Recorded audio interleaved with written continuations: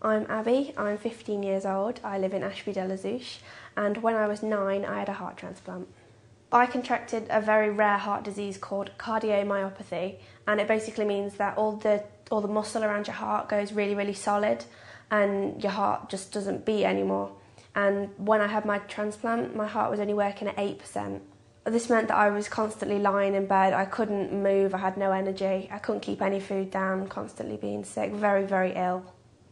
I'm Marianne, I'm Abby's mum. Abby was 9 years old when she got sick, and initially we thought it was a stomach bug because she was being sick all the time and lost energy, she just wanted to be in bed. So we went for almost 2 weeks like that before the doctor said, well, you know, this is carrying on for too long, let's get her into hospital and get some tests done. And that's when they first found out that there was a problem with the blood. They then linked that to an inflamed liver, and then found out a few days later that actually the problem lay with her heart.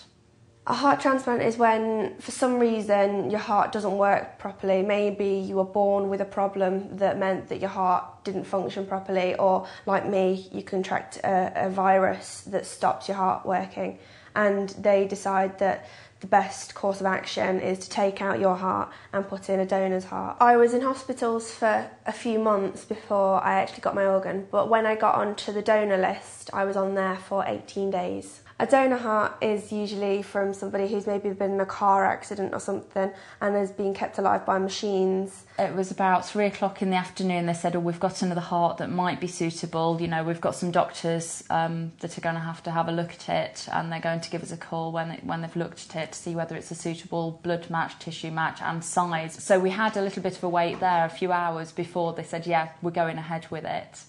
Abby wasn't actually aware that she needed a heart transplant until after she'd had it. She was so sick that they put her into an induced coma, which means that she was asleep, her muscles were all relaxed.